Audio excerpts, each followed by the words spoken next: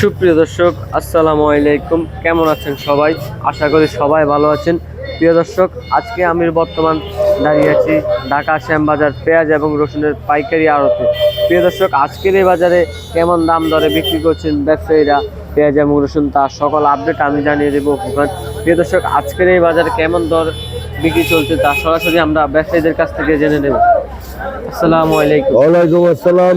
ভালো আছেন চাচা? আলহামদুলিল্লাহ ভালো আছি। আজকে পেঁয়াজ কত করে চলছে? পেঁয়াজ বিক্রি করলাম নিচে 60 টাকা, উপরে 68 টাকা। দেশি পেঁয়াজ? দেশি সুখসাগর, মোটাটার চাহিদা বেশি।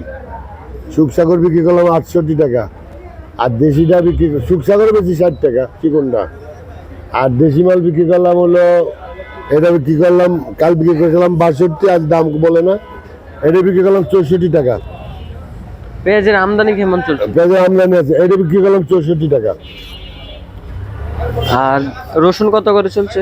রসুন 60 টাকা বিক্রি করলাম। পেঁয়াজের আমদানি আছে, বিক্রিও আছে।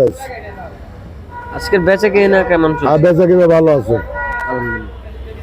প্রিয় দর্শক, আজকের এই ছিল সব পেঁয়াজ এবং রসুনের পাইকারি দাম দর। প্রিয় দর্শক, কিছুক্ষণ আগে সরাসরি ব্যবসায়ীদের মুখ থেকে জেনে নিলেন আজকের পেঁয়াজ এবং রসুনের দাম দর কত ছিল।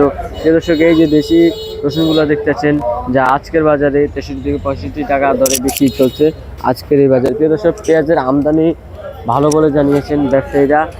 প্রিয় দর্শক, এদিকে দেখতে পাচ্ছেন বর্তমান রয়েছে আলু, যা আজকের বাজারে 11 থেকে 12 টাকা দরে বিক্রি চলছে আজকের এই আলু। আজকের আলুর আমদানি খুবই ভালো বলে জানিয়েছেন ব্যবসায়ীরা। প্রিয় দর্শক, অন্যদিকে দেখতে পাচ্ছেন এদিকে রয়েছে দেশি রসুন, যা আজকের বাজারে 50 থেকে 55 টাকা দরে বিক্রি চলছে। প্রিয় দর্শক, এই ছিল আজকের সর্বশেষ আপডেট খবর। আমিও ফুকান।